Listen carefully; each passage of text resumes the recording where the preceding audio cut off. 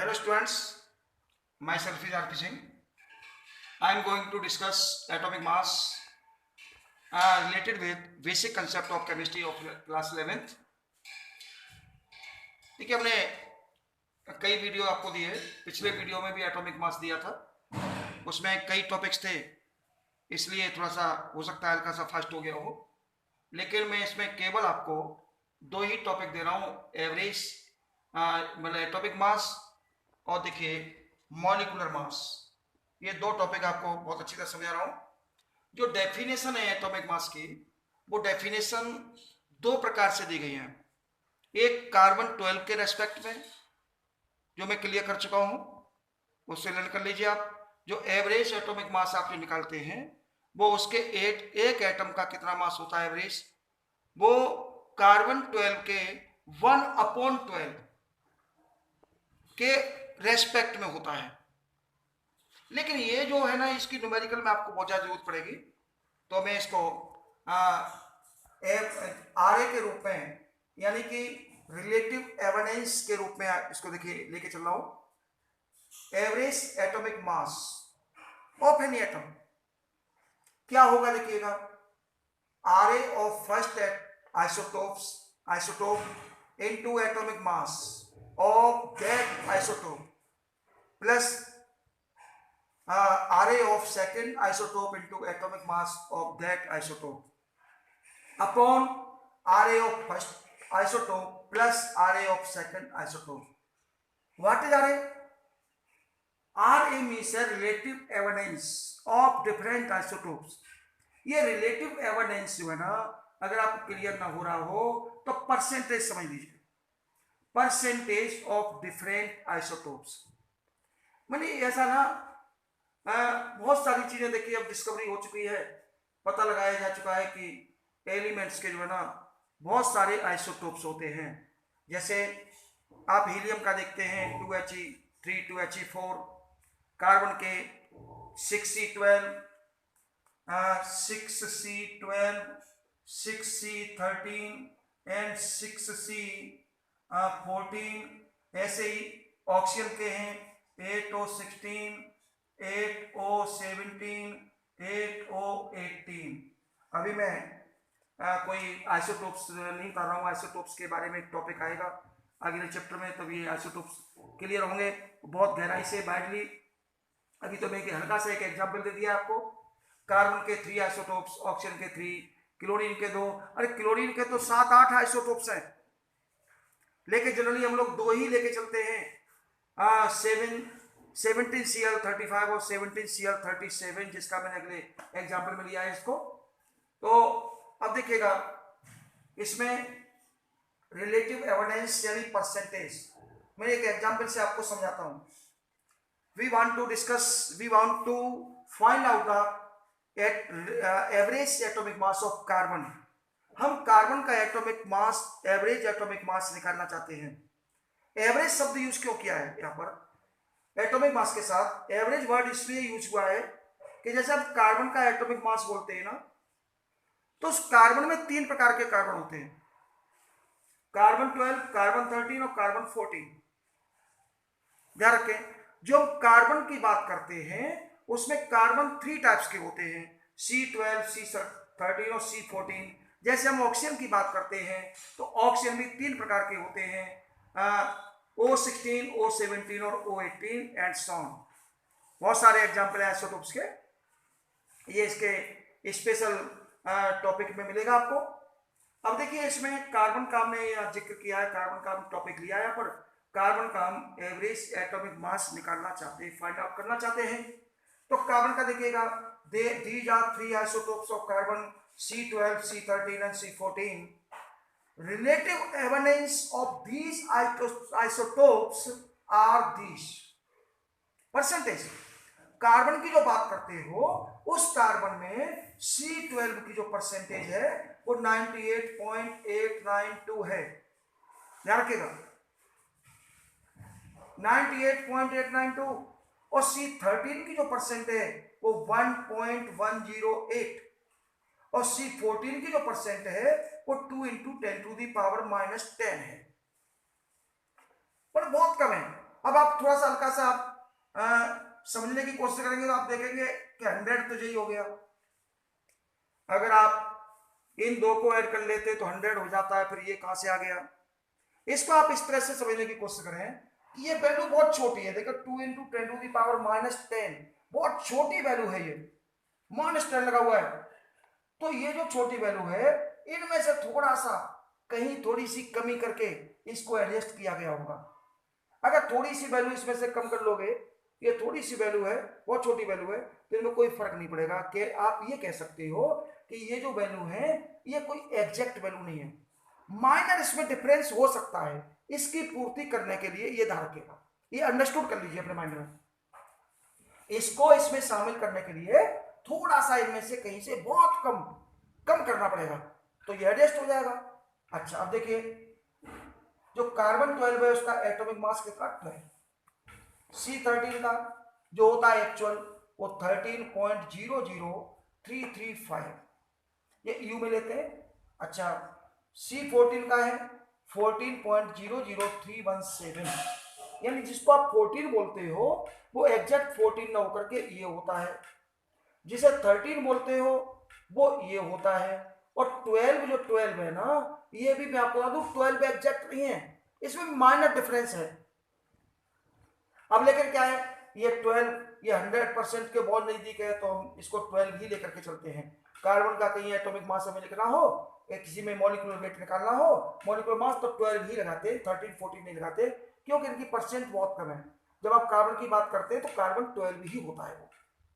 अब देखिए average atomic mass of carbon कैसे निकलेगा, ध्यान रखें, ये मैंने फॉर्मूला आपको दिया था। आर ए को आप परसेंट बोलेंगे, percent of first isotope into atomic mass plus percentage of second isotope into atomic mass plus percentage of third isotope into atomic मास।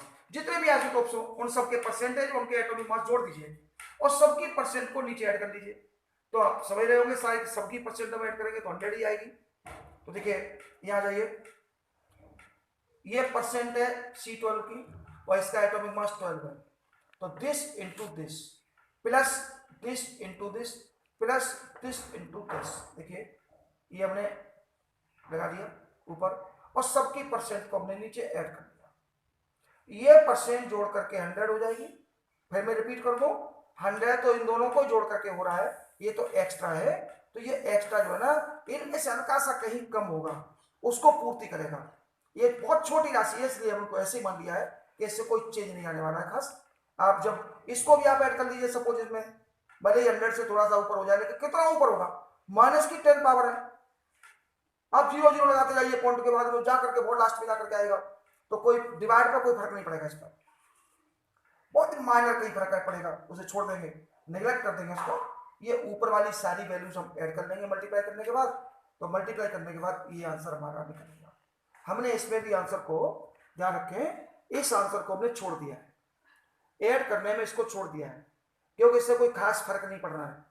तो ये हमारा आ गया 100 का इसमें डिवाइड दिया तो 12.001 आया, सॉरी 12.011 आया। तो हम लोग कार्बन का जो एटॉमिक मास है, वैसे तो एग्जैक्ट ये आया 12.011, क्योंकि 12 इसका था, ये थोड़ा सा इंक्रीज होगा इसकी वजह से, लेकिन हम लोग जनरली इसको 12 ही लेकर के चलेंगे। तो ये आ गया average atomic mass of carbon. अब मैं सेकंड एग्जांपल आपको समझाने की कोशिश करता हूं। देखिए इसमें मैंने क्लोरीन को लिया है, we want to find out the average atomic mass of chlorine. Chlorine का एटॉमिक मास निकालने की कोशिश करते हैं। देखिए there are two isotopes of chlorine 35 and 37, chlorine Cl35 Cl37 में अभी आपको बता चुका था क्लोरीन के 7-8 आइसोटोप होते हैं, लेकिन उनकी परसेंटेज बहुत कम होती है। हमने इन्हीं को जोड़ करके 100 कर लिया है, देखिए ऐड करके 100 कर लिया है, उनकी परसेंटेज बहुत कम है, इसलिए उनको छोड़ दिया मैंने यहाँ पर।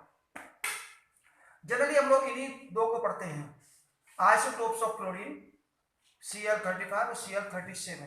ध्यान रखिएगा परसेंट 35 वाले की परसेंट 75.76 और 37 वाले की परसेंट है 24.26। थोड़ा सा आप डिफरेंट बुक्स में देखेंगे, आप नेट पे भी सर्च करने की कोशिश करेंगे तो हल्का सा इनमें माइनर डिफरेंस है। और माइनर डिफरेंस इनमें भी है थोड़ा बहुत, थोड़ा थोड़ा करके, वो निगलिजिबल है, कोई खास अंतर नहीं है उसमें। डिफरेंट बुक्स में, डिफरेंट इंटरनेट साइट्स पर भी इनमें थोड़ा सा माइनर डिफरेंस है। ये एटॉमिक मासेस हो गए इनके। अब देखिए average atomic mass of chlorine, तो ध्यान रखेंगे this is evidence of chlorine 35 and this is relative evidence. These are relative evidences of chlorine 35 and chlorine 37 respectively। ध्यान रखिएगा ये 35 का रिलेटिव एविडेंस है, ये क्लोरीन का रिलेटिव एविडेंस है, परसेंट में हमने दिया है, और ये उनके एटॉमिक मासेज है।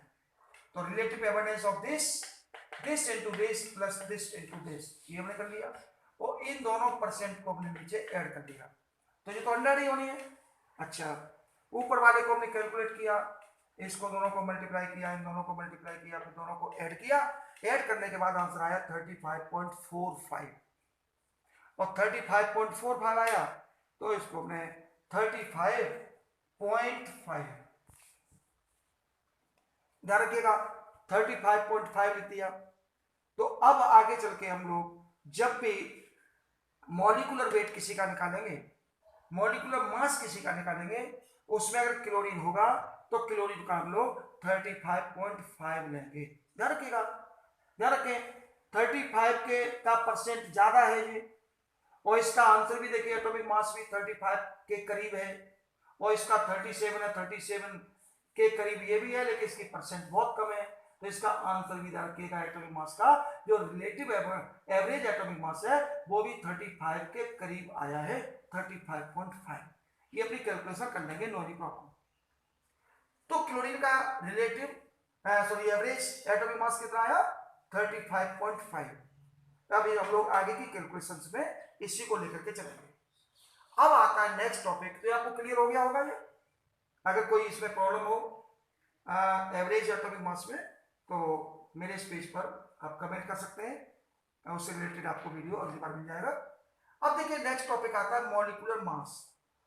वैसे तो देखिए टॉपिक आपने 9th स्टैंडर्ड में क्लियर कर लिए हैं, आप 11th में पढ़ रहे हैं, अभी फिलहाल 11th में चल रहा है टॉपिक ये, लेकिन फर्स्ट जो चैप्टर है बेसिक कंसेप्ट के लिए दिया गया है, तो उसमें थोड़ा सा आप ऐसे मान लीजिए रिवीजन टाइप का चल रहा है। उसके बाद हम लोग सेकंड चैप्टर जब स्टार्ट करेंगे, इसके बाद आने वाला है, तो उसमें टोटल 11 से ही रिलेटेड निकलेगा, ध्यान रखिए। तो अब देखिए molecular molecular mass find out करना चाहते हैं, तो this is the sum of atomic masses of all elements present in formula. ये जो है ना जितने भी एलिमेंट होंगे सबका जो एटॉमिक मास होगा उनका टोटल कर लेंगे, एलजेब्रिक टोटल कर लेंगे, ध्यान रखिएगा। तो वो जो आंसर निकल के आएगा, रिजल्ट निकल के आएगा, वो उसका मॉलिक्यूलर मास होगा। मॉलिक्यूलर मास क्या होता है? अरे mass of molecule is called molecular mass, और mass of atom is called atomic mass. ऊपर वाले में हमने एटम का मास निकाला था, क्लोरीन अकेला है, एटम होगा, ध्यान रखिएगा। तो एटम का मास निकालेंगे, एटॉमिक मास होगा, और जब मॉलिक्यूल का मास निकालेंगे तो मॉलिक्यूलर मास होगा। और मॉलिक्यूल कभी भी एक एटम से नहीं बनता, एक एलिमेंट से नहीं बनता है, उसमें मोर देन वन एलिमेंट होने चाहिए, ठीक है ना। For making molecule of any substance more than one element should be present, ध्यान रखिएगा। That is number one. First example of water, this is molecule of water.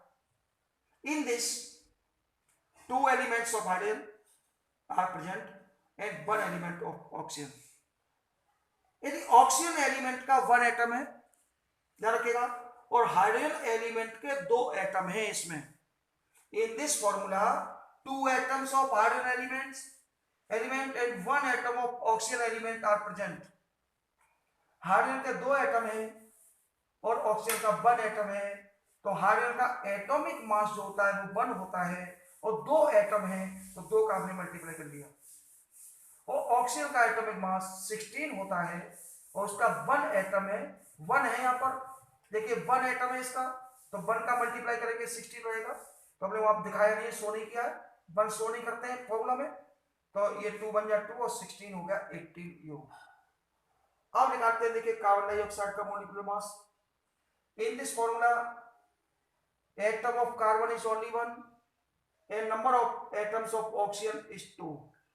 Oxygen के atom की संख्या 2 है और कार्बन के एटम की संख्या 1 है। कार्बन का एटॉमिक मास अभी हमने निकाला था, ये आया था, देखिए आपको दिखाई देते हैं।